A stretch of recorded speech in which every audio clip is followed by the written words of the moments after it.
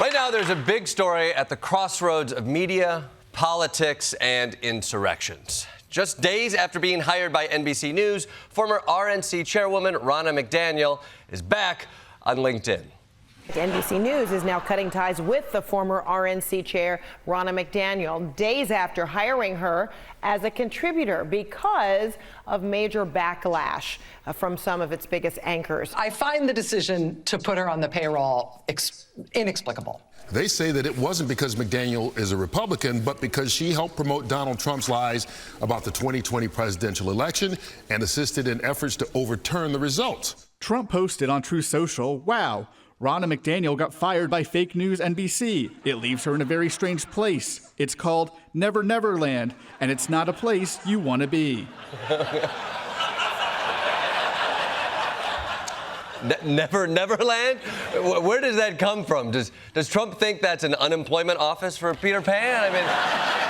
I mean, maybe Trump sees a kinship in Tinkerbell, in that if enough people don't clap for him, he dies. I don't know.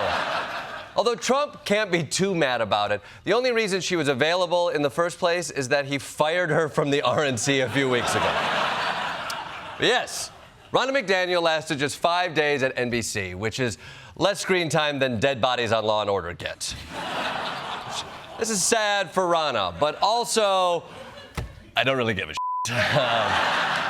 There's a lot more important things to worry about. I mean, P. Diddy is on the loose. He can be anywhere, you know? But the Ronna McDaniel situation does point to a larger question in America, which is, what should happen with the people who did January 6th? You may remember, back when January 6th happened, there wasn't much of a question about this at all. Everyone who was not wearing horns agreed. The people who did this had to be punished for it. Even the guy who they were wearing the horns for agreed that there had to be consequences for their violent actions. Like all Americans, I am outraged by the violence, lawlessness, and mayhem. America is and must always be a nation of law and order.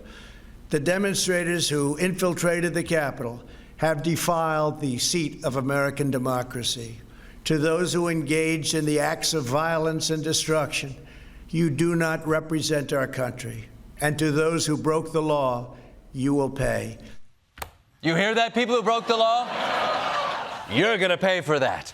So says the person who told you to break the law. It's a bit like Tim Cook coming out and being like, "Who are these people wearing the Vision Pro? You look like idiots."